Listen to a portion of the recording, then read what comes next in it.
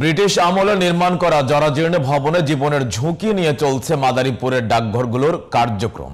কর্মচারীদের অভিযোগ, রোদ বৃষ্টি আর ঝড়ের মধ্যেই বছরের পর বছর সেবা দিলেও মিলছে না সমাধান।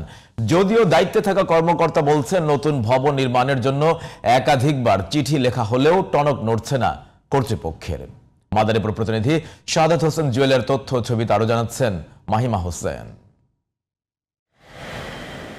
ব্রিটিশ আমলে জেলা প্রশাসনের রাজস্ব শাখার অধীনে নির্মাণ করা হয় মাদারীপুরের চরমুগুরিয়া এলাকায় উপডাকঘর।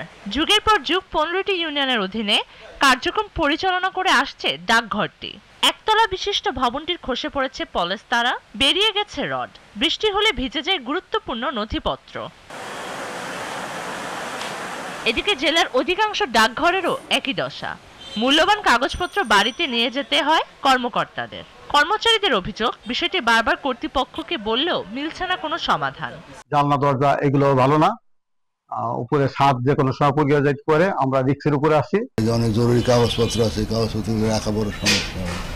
আলমারিতে রাখলেও নিরাপত্তা থাকে না, ভয় থাকে, সন্দেহ থাকে। মূল্যবান কাগজপত্র আমরা সবকিছু রাখতে পারি না, এটা কাগজ দিয়ে অনেক সময় ডাইকে রাখতে হয়, আবার ডাইকে রাখলে উই পোকায় খাইয়া ফেলে। এই বিল্ডিং এর ছাদ যদি ঠিক না করে, জানলা কাপড় ঠিক না করলে আমাদের থাকা খুব কষ্ট হয়। ঝুঁকিপূর্ণ ডাকঘরগুলো নতুন করে নির্মাণে আঞ্চলিক অফিসকে জানানো হয়েছে বলে জানান মাদারীপুর প্রধান ডাকঘরের পরিদর্শক।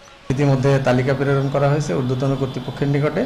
আশা করা যায় দ্রুত সমাধান হয়ে যাবে। আর নতুন ভবন তৈরির বিষয়ে তথ্য প্রেরণ করা হয়েছে, যে ভবন তৈরি করা হবে দ্রুত সমাধান হয়ে যাবে ইনশাআল্লাহ। মাদারীপুর জেলায় ডাকঘর রয়েছে 84টি, এর মধ্যে 27টি ডাকঘরে বরাদ্দকৃত জমি থাকলেও নিজস্ব ভবন রয়েছে মাত্র 16টির। Mahima Hossain, GTV news.